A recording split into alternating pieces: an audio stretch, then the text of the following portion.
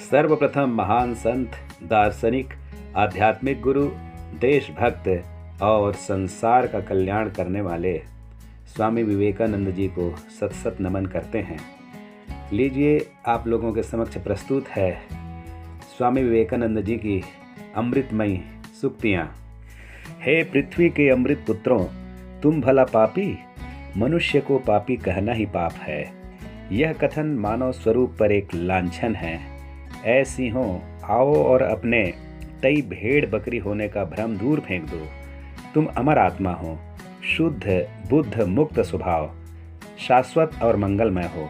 तुम जड़ नहीं हो, तुम शरीर नहीं हो। जड़ तुम्हारा दास है, तुम उसके नहीं। यदि तुम पुराण के 33 करोड़ देवी देवताओं और विदेशियों द्वारा बतलाए गए सब देवताओं में विश्वास करते हो, पर यदि अपने आप में विश्वास नहीं करते तो तुम्हारी मुक्ति नहीं हो सकती। अपने आप में विश्वास करो, उस पर स्थिर रहो और शक्तिशाली बनो। संसार का इतिहास बस ऐसे थोड़े पुरुषों का इतिहास है जिन्हें अपने आप में विश्वास था। ऐसा विश्वास भीतर के ब्रह्म भाव को बाहर प्रकट कर देता है। तुम सब कुछ कर सकते हो। तुम असफल तब होते हो जब अनंत शक्ति को व्यक्त करने के लिए पर्याप्त प्रयास नहीं करते। जो ही कोई मनुष्य या राष्ट्र अपने आप में विश्वास खो बैठता है, त्यों ही मृत्यु आ जाती है। पहले अपने आप में विश्वास करो और फिर ईश्वर में। प्राचीन धर्मों ने कहा है कि वह नास्तिक है जो ईश्वर में विश्वास नहीं करता, पर नया धर्म कहता है कि नास्तिक वह है जो अपने आप में विश्वास नहीं करता। यदि तुम अपनी ही मुक्ति के लिए प्रयत्न करो तो नरक में जाओगे।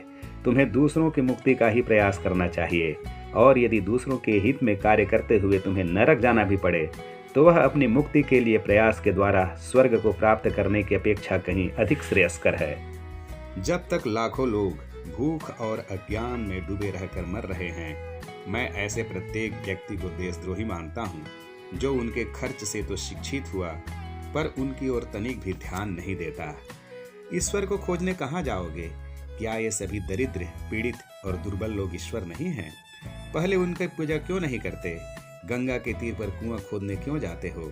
ये लोग ही तुम्हारे लिए ईश्वर बने। उन्हीं का विचार करो, उन्हीं के लिए कार्य करो और उनके लिए सतत प्रार्थना करो। ईश्वर तुम्हें रास्ता दिखाएंगे। मानव समाज से धर्म को निकाल लो तो क्या बचा रहेगा? एक पशुओं के बृहद दल के अतिरिक्त और कुछ नहीं। ऐन्द्रिक सुख मानव जीवन का लक्ष्य नहीं, ज्ञान ही समग्र जीवन का लक्ष्य है। मानव जाति का अंतिम लक्ष्य है भगवान के साथ फिर से मिल जाना, और यही सारे धर्मों का भी लक्ष्य है।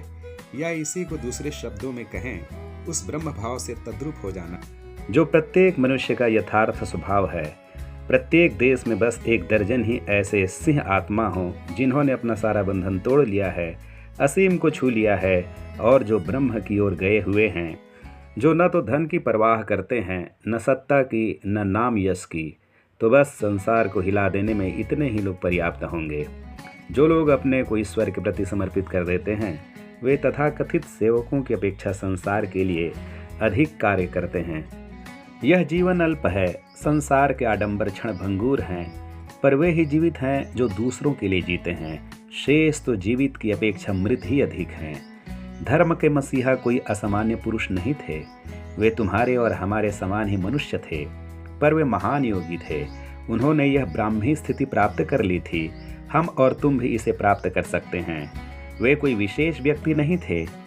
एक मनुष्य का उस स्थिति में पहुंचना इस बात का प्रमाण है कि उसकी प्राप्ति प्रत्येक मनुष्य के लिए संभव है।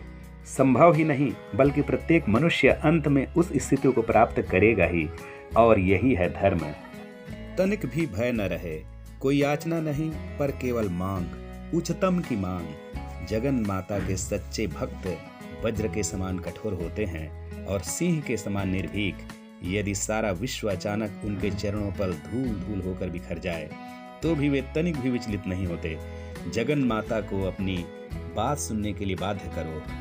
उनके पास कोई गिड़गिड़ाहट नहीं। याद रखो, वे सर्वशक्तिमती हैं। वे पाषाण से भी सुरमा तैयार कर सकती हैं। परिस्थितियों के द्वारा दबाए जाने वाले जीव का विकसित और उन्नत होना ही जीवन कहलाता है।